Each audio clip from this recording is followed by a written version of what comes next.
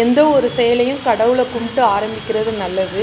கோலத்தில் இப்படி வரைகிறத நம்ம நோட்டில் பிள்ளையார் சொல்லி போடுற மாதிரி சொல்லுவாங்க.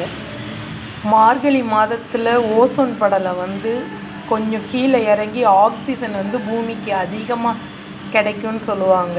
அதனால தான் நம்ம காலையில் எழுந்திரிச்சி கோயிலுக்கு போய் சாமி கும்பிட்றது, இந்த மாதிரி விடிய காலையில் எழுந்திரிச்சி கோலம் போடுறது நம்ம உடம்புக்கு ரொம்ப ஆரோக்கியம்னு சொல்லுவாங்க. அதுக்காக தான் பெரியவங்க மார்கழி மாதத்தில் மட்டும் ஒரு மாதம் காலையிலே எழுந்திரிச்சி கடவுளை கும்பிட்டு இந்த மாதிரி கோலம் போடணும்னு சொல்லி வச்சுருக்காங்க.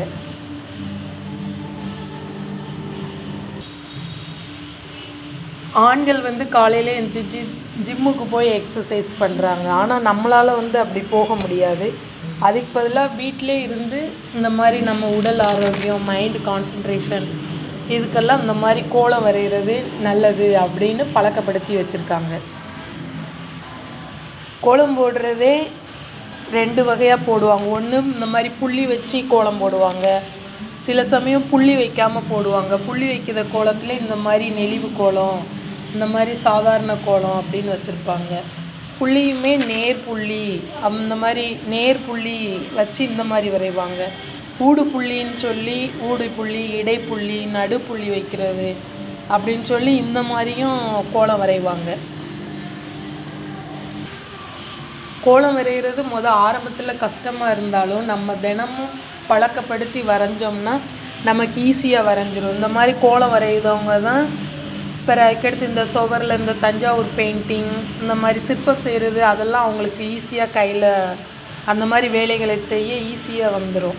அதனால் அதுக்கு முன்னாடி நம்ம கோலம் போடுறது ரொம்ப நல்லது. கோலம் போடுறது ஆரம்பத்தில் கஷ்டமாக இருக்கும். நம்ம தெரியாதவங்க இந்த மாதிரி சின்ன புள்ளியிலேருந்து ஆரம்பிக்கிறது, அவங்களுக்கும் கோலம் போடுறது ஒரு இன்ட்ரெஸ்டிங்காக இருக்கும். ஒரு புள்ளி கோலம் சின்ன பிள்ளைகளுக்கு சொல்லி கொடுக்கும்போது இந்த மாதிரி சொல்லி கொடுக்கணும். இந்த ஒரு புள்ளியை வச்சு இப்படி ரவுண்டு போட்டு நீ ஒரு புள்ளி நான் கோலம் போட்ட அப்படின்னு சொல்லி அவங்கள என்கரேஜ் பண்ணணும். அதுக்கப்புறம் இந்த மாதிரி 2 புள்ளி கோலம் அப்படின்னு வைக்கணும். 2 புள்ளி கோலத்தில் இந்த மாதிரி நெளிவு கோலம் போடுவாங்க. நெளிவு இந்த மாதிரி இப்படி போட்டு இப்படி வளைஞ்சிருவாங்க. இதுதான் 2 புள்ளி கோலம்வாங்க. அப்புறம் 3 புள்ளி வரிசை கோலம் போடுவாங்க. இந்த மாதிரி 3 புள்ளியை வரிசையில் வச்சுக்கிடுவாங்க. நேர் புள்ளியாக வச்சுக்கிட்டு இந்த மாதிரி 3 புள்ளி வச்சுட்டாங்களா,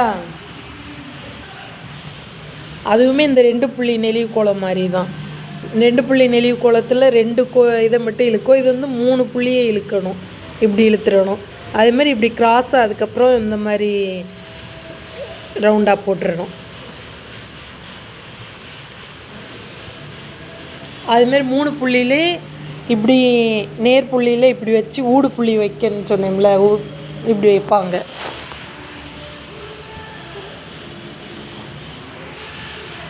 இந்த மாதிரி ஊடு புள்ளியாக வச்சுக்கிட்டு இந்த மாதிரி இழுக்கணும்.